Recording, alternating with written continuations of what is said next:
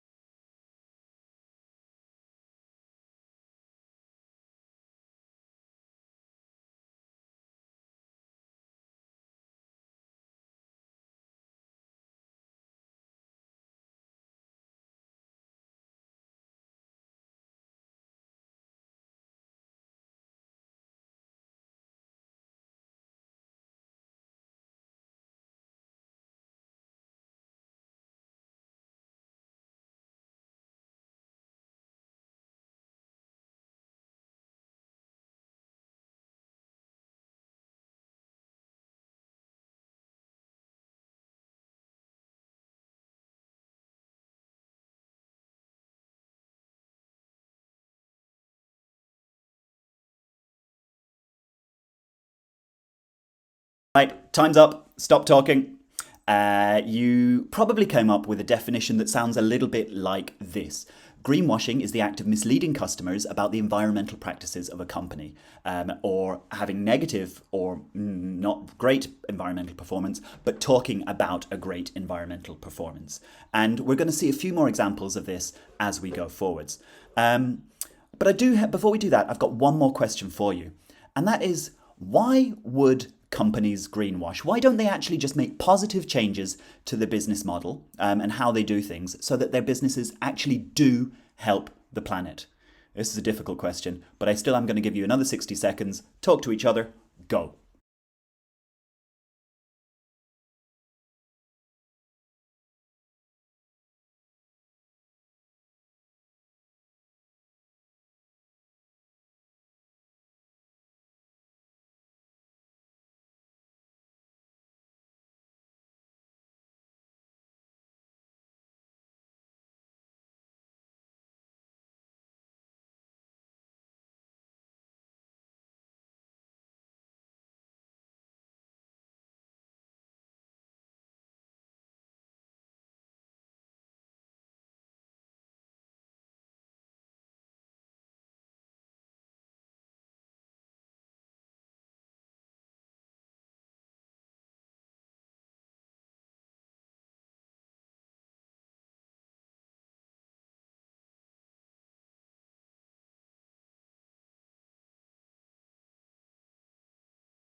Okay, time up, stop talking. Your conversation might have touched on a couple of these points. First, maybe companies see that consumers demand a more sustainable response and more sustainable product, but they know that this isn't going to make money in the short term and the medium term. This is not going to benefit the profit line. In fact, the changes that a lot of businesses have to make are fundamentally going to influence how they make their profits, and that cannot happen in a system that is based on continually growing and making more profits for businesses. Also, Unsustainability is built in to many different kinds of businesses. Take fast fashion, for example. Companies where you buy cheap clothes, wear them a few times and then get rid of them, where the clothes are not very good quality. That is their model. That's not an accident. That's how they make their money. They want you to buy, they want you to throw those clothes away and buy again. Airlines, there is no other fuel other than fossil fuels that will help a plane fly from A to B, and so they need to use fossil fuels. Oil companies, as a part of their work, they extract oil from the ground and release greenhouse gases. That, as long as they can make money doing that, they absolutely will. Being genuinely environmentally and socially sustainable will cost companies money. And that's why when they claim to protect the environment, we should start to be a little bit more suspicious. I have mentioned trees, and I'm going to go into a little bit of a tree planting rant. So just bear with me for 1 minute. But trees. Okay, I love trees. Everyone loves trees. But planting trees to offset carbon dioxide, for me, is a really, really questionable idea at best. So offsetting, just in case you're unfamiliar, when companies release greenhouse gases into the air, often we can plant trees to draw down some of those greenhouse gases and trap them in those trees. Now, this is problematic because trees actually can take between 10 and 20 years to start fully storing and drawing down greenhouse gases. If, in their lifetime, these trees are destroyed or burned, then they'll release the carbon that they've captured. So actually, these forests need to be very carefully managed. Also, many tree planting schemes plant a single kind of tree, which actually doesn't help ecosystems and biodiversity. You know, like one kind of tree is not great if you want whole habitats for different kinds of animals. It doesn't work like that. Also, tree planting schemes often happen in poorer countries where land is cheaper and labour is cheaper to actually plant those trees. Forest management can and has had the effect of moving people from their homes. We can't inflict pain on people in poorer countries to meet our sustainability goals in wealthy countries. Yes, we need more forests, but this can't be as an offset. It's got to be as well as, in addition to reducing our emissions. Okay, rant over. I have a confession to make. The first one is that we at GAP make claims about our sustainability and about our impact all the time. And while we hope we're not greenwashing, we're still making sustainability claims. We also work with big companies, many of whom have international supply chains and are part of a big globalized world and have huge carbon footprints. But we do that with the aim of trying to help them to be more sustainable. Another one is that despite my previous rant about offsetting, GAP actually gave me 2 trees last year as a Christmas present to offset the impact of the work that I had done through the year. So I am actually offsetting this video right now. And the final point I'd like to make on that is just that I'm not certain, and I'm not alleging that any of the companies that we're about to talk about are straight up lying to you. But I am saying that all of these companies that we're about to explore have made sustainability claims, and they are worthy of looking at them in a little bit more depth. I do have more links on each slide that you could explore and find out a little bit more about each of those claims at those links. So let's dive in and have a look at the 7 deadly sins of greenwashing.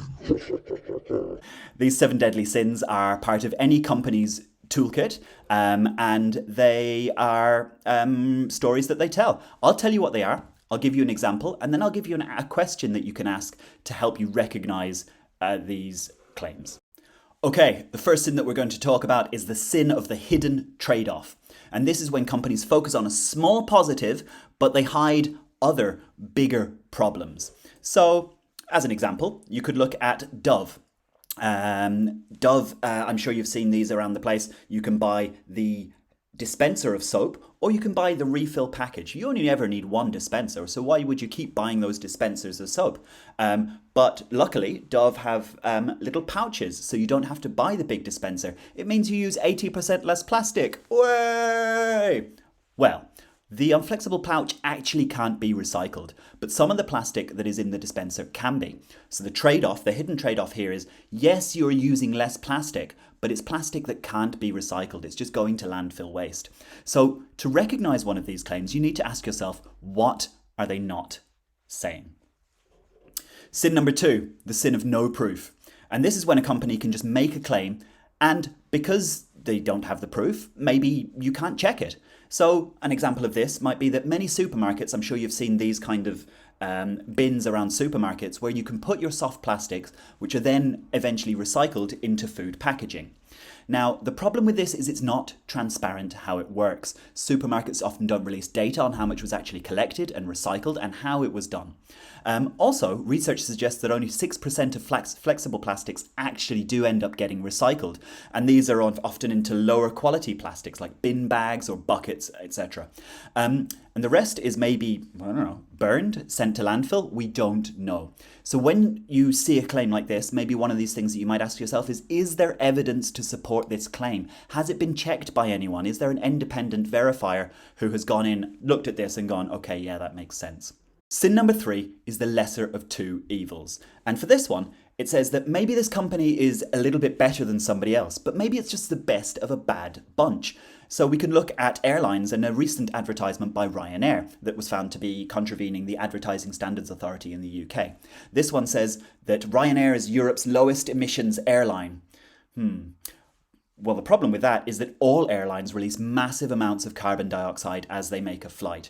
And if you've ever taken a Ryanair flight before, you'll know that they pack so many people onto the plane in really, really close quarters. What they've done is they've taken the flight, the carbon dioxide released by one flight, divided it by the number of people that they have on there, done maybe a bit of other creative maths as well, and come out with the fact that the carbon footprint of individual people who are travelling on this flight is comparatively lower than if you take, for example, an Aer Lingus flight. Now, this is just maths and wordplay. So when you are looking at a claim like this, you should ask yourself, does this make sense given the context, given everything I know already about the industry or about other companies like it? The sin of relevance. Maybe this is true, but it's not helpful for you when you want to make a better consumer decision. So an example of this would be CFCs. Now, back in the 70s, we had aerosols in deodorants and in hairsprays, and these would release plenty of CFCs, or chlorofluorocarbons, that was having the effect of eating away the ozone layer, creating a hole. An international agreement banned the use of CFCs in products after the 90s sometime, and from then on, it was illegal in many countries, most countries, to put CFCs into products. Despite that, companies still, for a very long time, and maybe even now, have this logo CFC free. But it doesn't matter because it's actually illegal to put those things into products. So for this one, maybe it's true, but is it true because they want to do this, or is it true because they have to do this? You decide. The next sin is vagueness, and we've definitely seen this. This is absolutely everywhere. And this is vagueness when the language doesn't have a specific meaning or maybe is used to intentionally confuse you. So we see a lot of this with phrases like eco-friendly or made with natural flavours or ethical. A lot of products make claims about their product, but what does it actually mean? And a very, very good example of this comes from Norway and the Norwegian Advertising Standards Authority that found that Lexus, who advertised these self-charging hybrids, that their advertisements were misleading. Now, self-charging hybrids, to me that goes, oh, wow, the car charges itself. Does it use the sun or some other kind of magic power? I don't know. But actually, it does use fossil fuels in order to charge the electric battery. But this vague language is deliberately designed to mislead a consumer. Interestingly enough, companies in Ireland are allowed to use the phrase self-charging hybrid to describe their cars as well. So one question you can ask yourself is, what do they mean by these words? Another thing that you could put here actually as well is promises, maybe. When we talk about carbon neutral by 2030 or carbon neutral by 2050, a lot of these are promises on into the future that, right, they sound great, but are they actually the change that we need to see now? And I would argue often it's not. The next thing I'd like to talk about is the worshipping of false labels. And this is quite similar to vagueness, only it's got a nice little graphic to show you. So just putting a label on something doesn't make it more sustainable. On the left of the screen here, you can see the Rainforest Alliance certification. Now, this is a certification that independently certifies whether farmers are producing goods that are beneficial or don't harm, say, the rainforest that they're working in. And this aims to be transparent, it aims to be rigorous.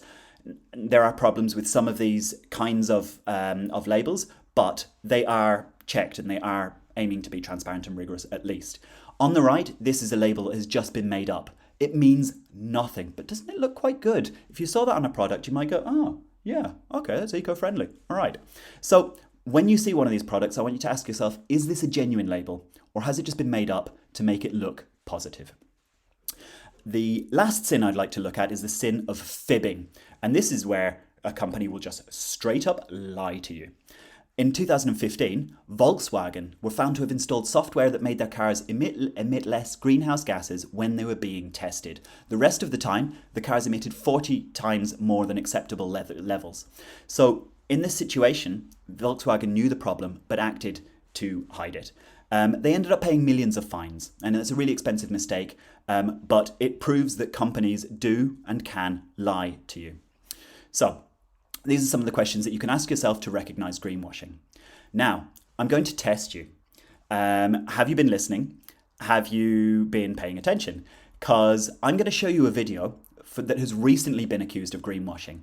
And then I'm going to give you a couple of minutes to talk again to the person next to you about this video. And using these questions, hopefully you can explore and come to a decision, is this greenwashing or is this not? So, play the video.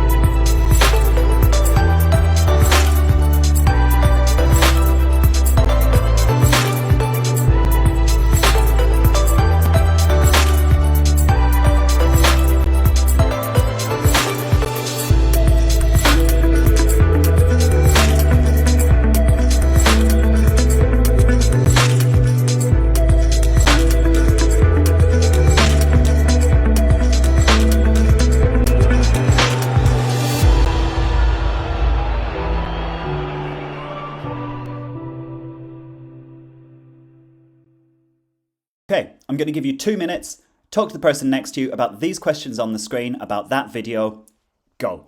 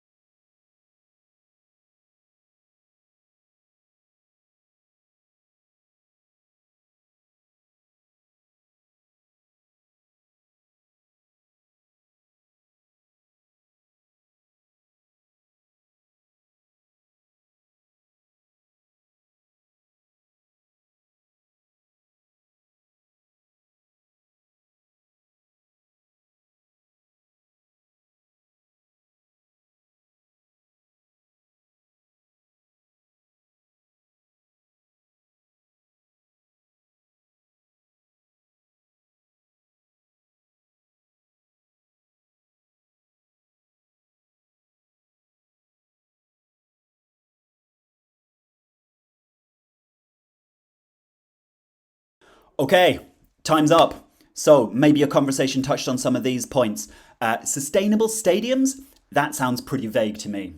And another point that is absolutely not mentioned is that 6,500 migrant workers have died in Qatar since they started building stadiums and infrastructure for the World Cup. So while there are lots of environmental claims being made here, they're very carefully not talking about the huge human cost that was involved in making those sustainable stadiums. Also, 1 million trees. There's my favourite topic of carbon offsetting. Again, does that really work? Especially thinking about where are these trees? Are any of them in Qatar? Are they in desert countries surrounding there? I know that some other countries, like I also read that El Salvador is one of the countries that is planting trees. Again, I'll refer you to my earlier conversation about planting trees in poorer countries and the inequalities and some of the problems that come up using that. Also, 40% less water used. To grow grass in the desert, where is this water coming from as well? Like, it doesn't explain those. It just says this bold claim, 40% less water used. I don't know if that's the lesser of two evils or if that's just a straight up fib. You be the judge. So why is this important? Well, we need to fundamentally change how we consume. We need to change how we eat, how we drink, how we buy, the kind of things that we attend. In the long term, we need to move away from our current economic models that extract from the earth and release gases into the air into more cyclical ones and ones that prioritize people and planet over profit. We have to hold companies and governments to account. And if they're lying to us, how can we know how well we're doing on our environmental goals and on our targets? If we're creatively bookkeeping with our carbon offsetting, and if we're actively lying, then we just don't know how well we're doing. Greenwashing lulls us into a false sense of security without actually generating the action that we need to make a better world. This deliberate confusion benefits companies, it doesn't benefit you, it doesn't benefit the planet. And they're rewriting the narrative by putting the emphasis on what you can do when it's companies that are benefiting from pollution. I've got one more point for you here, and that is that COP27 is sponsored by Coca-Cola. And it's also attended by plenty of massive multinationals. And maybe after this video, you might discuss, is that a genuine attempt to move the dial on sustainable business? Is it just another act of greenwashing? Or is it an attempt for these huge, massive polluters to influence global agreements on climate change? Or is it one of all three of those? I don't know. But I'd like to hear your discussion and some of the ideas that you come out with as part of that. Finally, I'm just going to discuss a little bit about what can we do when we notice greenwashing. So first, be critical. Be suspicious. The next time you hear a company making a claim about how sustainable they are, ask those questions. Is it possible it's untrue? How could it be a lie? How could they be playing with the truth? What have I heard about the company? What do I know about the industry? Get informed. Research the products you buy and the companies that they come from. Where do they manufacture their products? What happens to their waste after you use it? Greenwashing works because companies think you don't know enough. So find out more. Also, call them out. If you think an ad is misleading, call out the companies. Call them out on social media. Call them out on the Advertising Standards Authority of Ireland, asai.ie. That's where I found a lot of the material for this as well. And they do respond to criticism, or they do respond to criticisms against companies. Take collective action. If you do a beach cleanup, for example, maybe work with Break Free from Plastic and record the origin of some of the plastics that you're picking up. Collecting data on which corporations are the worst polluters helps us to find out more about these companies. Break Free from Plastic, connect with them, very, very good organisation. Also, buy less. Reducing consumption and being more careful with the things we invest in is the only way we're going to protect the planet. But as we've already said, companies don't care about making the planet better and they don't want you to buy less. So buy less. They can't win if you don't play the game. I'm going to leave you with one more task. And that is that if you have a little bit of time, I'd like you to take one of these products that you can see on the screen and I want you to greenwash it. Show me your new greenwashing skills. Show me everything you've learned. Include lots of animals, lots of trees, lots of nature, lots of nice sentiments and heartfelt concerns. I want you to greenwash one of these very ungreenwashable products. And when you have done that, you can film it, you can take a video of it, you can take a picture of it, and you can upload it to social media and tag us at Gap Ireland, and maybe you can use the hashtag greenwashthis as well.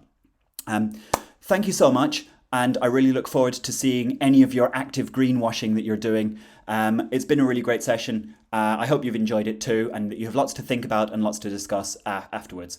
Bye-bye.